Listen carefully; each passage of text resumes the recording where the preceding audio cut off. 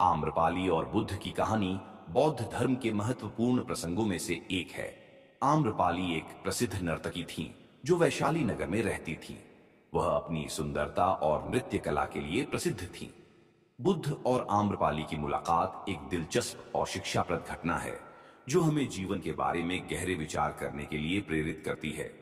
आम्रपाली वैशाली की सबसे सुंदर और प्रसिद्ध नर्तकी थी।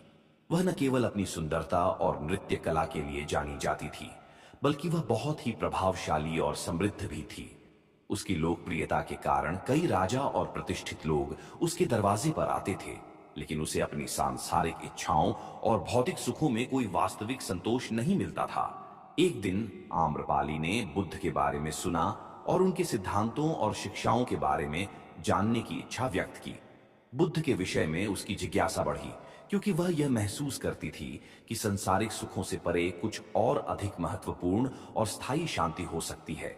आम्रपाली बुद्ध से मिलने के लिए उनके आश्रम में गई। बुद्ध ने आम्रपाली का सम्मान किया और उनसे शांति, त्याग और सत्य के मार्ग के बारे में चर्चा की। आम्रपाली ने बुद्ध से पूछा, भगवान, मैं संसारिक सुखों में आनंद और संतुष्टि की तलाश करती हूँ, लेकिन यह सब अस्थायी लगता है। क्या मुझे जीवन का सच्चा उद्देश्य पता चल सकता है? बुद्ध ने उसे समझाया, संसारिक सुख अस्थायी होते हैं और यह केवल एक भ्रम है। जो चीजें हमें भाती हैं, वे शरीर और मन के लिए भौतिक सुख देती हैं, लेकिन सच्चा सुख आत्मा में होता है। अगर तुम सांसारिक इच्छाओं और वस्तुओं से परे जाकर अपने भीतर के शांति और संतुलन की खोज करोगी, तो तुम सच्चे सुख और शांति की ओर बढ़ पाओगी। आम्रपाली ने बुद्ध की बातें सुनी और उनके विचारों को गंभीरता से समझा। उसे यह महसूस हुआ कि वह जिस जीवन में जी रही थी, वह उसे पूरी तरह संतुष्ट नहीं कर सकता था। बुद्ध की शिक्षा ने उसकी सोच को बदल दिया। वह बुद्ध के शिष्य बनने के लिए तैयार हो गई। एक दिन आम्रपाली ने बुद्ध के दर्शन किए और उनकी शिक्षाओं ने उनका जीवन बदल दिया।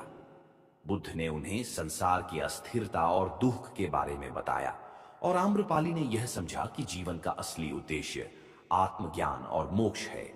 उन्होंने बौद्ध धर्म अपनाया और भिक्षुणी बनने का निर्णय लिया। आम्रपाली ने अपने भव्य जीवन को त्याग कर साधु जीवन अपनाया। वे भिक्षुणी बन गई और बुद्ध के आशीर्वाद से उन्होंने अनेक लोगों को धर्म की शिक्षाएं दी। उन्होंने अपना जीवन सरल और निष्कलंक बनाया और बौद्ध धर्म के प्रचार में सक्रिय भूमिका निभाई।